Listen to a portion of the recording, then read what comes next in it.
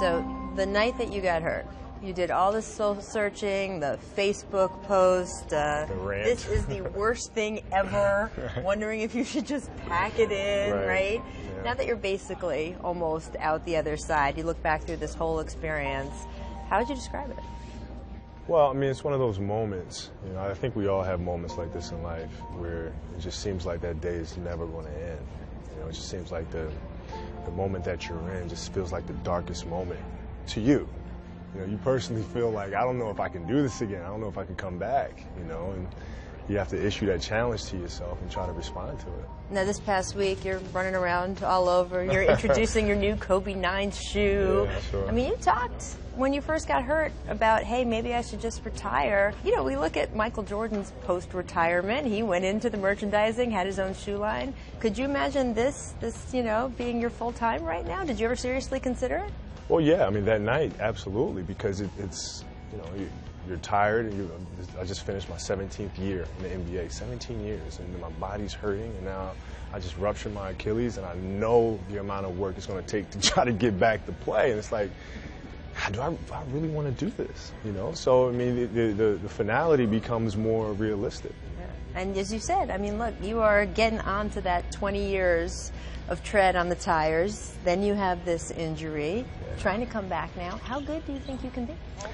Well, I think I'll be okay. My game has to evolve. I'm not going to be as explosive as I was, you know, 3-4 years ago, 5 years ago, maybe even last year for that matter. But you have to be willing to make those adjustments and, you know, honestly self-assess and figure it out from there. What do you think it's going to be like when you do step back out on the court? You know, I don't know. I've given it some thought, and just for the fact of trying to compose myself and say, well, I have a game to play, so I have to try to detach myself as much as possible from what's going on. Can you do that? I'm going to try. I'm going to try. I'm going to try. But it's hard. It'll be hard for sure.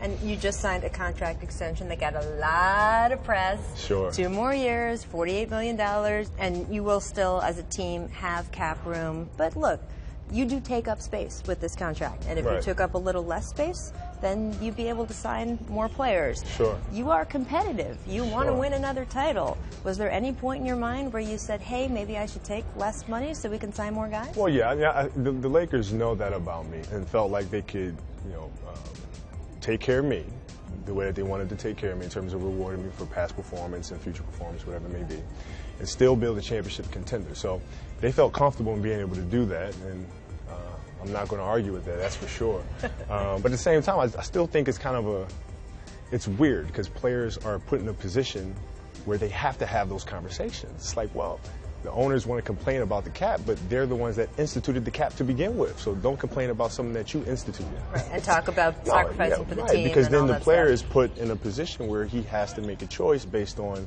public perception. And I don't think that's fair. All right, you once said, if you see me in the fight with the bear, pray for the bear. Right. Is that still going to be true when you come back? Yeah, Bear's having a hard time. I'm beating the bear pretty good right now. He's going to get me one day, but today ain't that day.